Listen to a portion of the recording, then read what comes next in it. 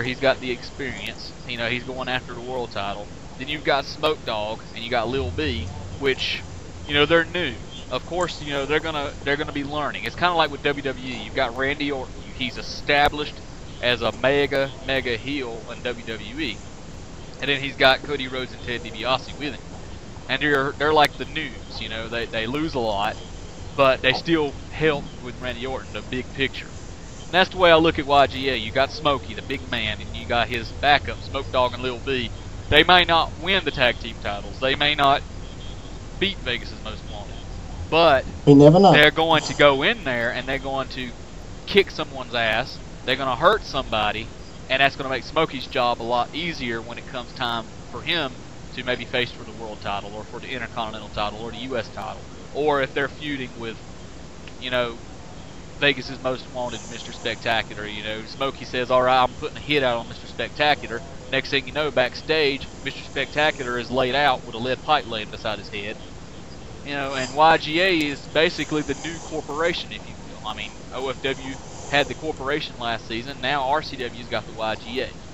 You know, so I mean, it's there's a lot of stuff that can happen. I mean, YGA in this season, the YGA is going to be the mega heel faction. I can guarantee you that. There's going to be some surprises. There's going to be some shocks, some epic feuds that are going to arise out of it. Some of them I have planned. Some may just happen on the fly. Hey, that's what's so great about Call. Yeah, exactly. There's going to be some new guys that are going to join YGA that you don't even know about. You know, it's going to be a shock to you. Yeah, that's the part about it. It's going to be a shock. Somebody's going to just all of a sudden swear their allegiance to the YGA, and it's going to shock the hell out of everybody. Whereas you hear it, fans.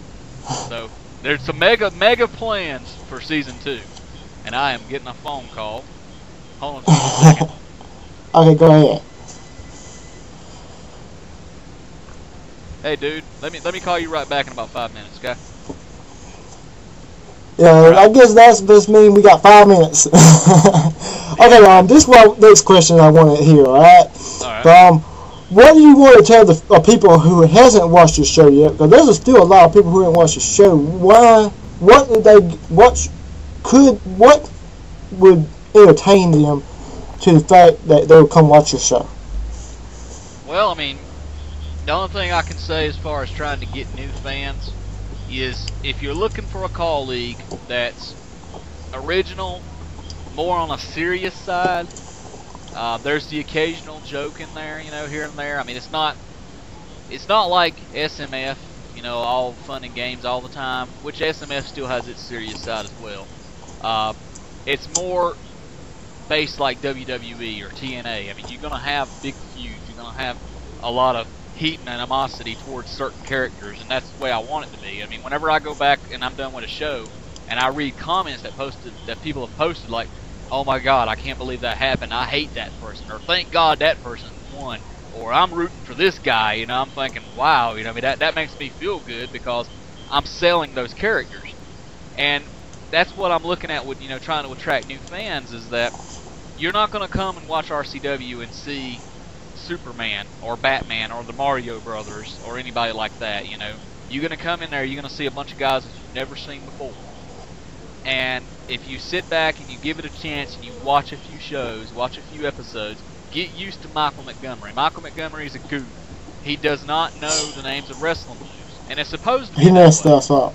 That's the way he is. That's his character. He's the commentator. He's basically the Mike Adamle of RCW. But he's got passion.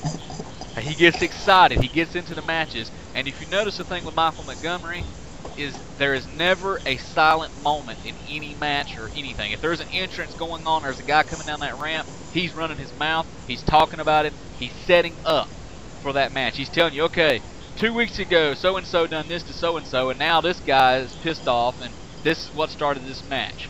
You know, and this is why he's fighting him, and this is what I think about this guy, and this is what could happen. You know, and during a match, you know, while the match is going on, not only is he, you know, doing, you know, play-by-play commentating for that match, but he's also talking about other things that are happening. So it's really critical that you listen and you watch this whole show, because 9 times out of 10, if you just skip parts, and just watch the parts you want to watch, you're going to miss something. And something's going to happen, and you're going to be like, what the hell did that happen for? Well, if you'd have went back part 3 and watched it and listened to what Michael said, there you go. It would set you up for it. You would have expected it. So, you know, it's one of those things to where if you want to give RCW a chance, I can promise you that I will put on the best show I can. You know, I'm not going to promise that you're going to like it, because there are some people who don't like RCW, and that's understandable. Some people just don't like that style of call league. Nothing wrong with that. You know, everyone's entitled to their own opinion, so I'm cool with it. But if you like serious call, and you like newness, you like uniqueness, high flying, hardcore, you know, all of it mixed in, then, you know, I invite you to come check it out. But I got 2 more questions for you, and then I'll let you go and have your phone call or whatever. But my question is, what are your top, what are your top call leagues you watch, and what is the top ones you do not like? Well, I'm gonna have to be totally 100% honest here. Go ahead. That's what I'm here for. The only call league that I watch on a regular basis is OFW, and that I've watched OFW since the beginning.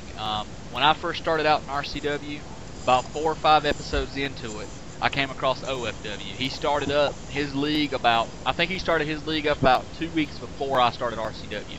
So I mean, we're like neck and neck, you know, as far as where we started, you know, going on YouTube and everything. And I got to watching his show, and what got my attention was I remember seeing USA Today. I saw them in a tag team match, and I saw where they split up. And and for some reason, I just had this crazy thought in my head.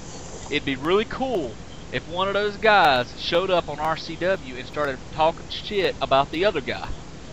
You know, and then I got sent Daniel a message. I was like, dude, I like your league. I think it's awesome. Come check out RCW. I've got some ideas. Maybe we can run with it. He wrote me back. We got to talking. Next thing we know, Mr. T's fired from RCW. He shows up on OFW. Ryan comes to RCW as the masked man, wins the RCW title. It just goes back and forth. Wu-Tang Man goes over to OFW, wins their belt, and we just build it all the way up to Uprising, which, in my personal opinion, which of course is my opinion, so, you know, I'm always going to favor my own work over anybody else's. That's just the way I am. That's really great. I'll go ahead and say it for you. It was one of the greatest CPVs of last year. I can tell you that, and I put that. I even added that in a poll thing. People was doing SNL forums. I added that to the poll. I appreciate it, because I'll tell you, Uprising was about. It took me and Daniel about 3 weeks to put that show together. Because the thing with me and Daniel, which a lot of people like to hear us commentate together, and we really enjoy doing it. But a lot of things that people don't understand is really hard, because, you know, he lives over in the UK, I'm over here in North Carolina in the United States. There's about I'm wanting to say a 5-hour time difference. He's 5 hours ahead of me. So as far as me trying to get the kids quiet, get them, you know, occupied with something to where I can commentate, and then get on Daniel's time schedule, you know, between his school and his homework, and, you know, it was really, really tough. And I do remember that Uprising was 27 parts, and we got together on one Saturday, and we started at I think it was 10 in the morning my time, 3 in the afternoon his time, and we started on part 13, and we went straight through to the end, non-stop, one right after the other, after the other, after the other, about 4 straight hours, and we finally got it finished. The one thing I like about your pay-per-views is you have a huge gathering on the chat. You make a whole chat box and everything else, and we all get together when we watch the pay-per-view over the CPV together. Yeah, I like that. Yeah, that's something that me and Daniel talked about when we done Uprising. We're like, well, it'd be really cool if there's a way we could do this to where we, instead of just releasing it out on YouTube and letting people watch it whenever, if we could get people together, advertise, okay, this is when we're going to release Uprising, let's go watch it. And YouTube has a thing where you can stream a show, and you can stream it in Zat chat boxes. So we were like, oh hell, we've already got the Zat chat box on our forums, so we set it up, and me and Daniel and about 7 or 8 other guys, we all got together, and we sat there and watched the entire 4-hour show of Uprising. We started at 7 in the evening and didn't finish till 11 that night. Yeah, I remember that because remember my computer was slow and I couldn't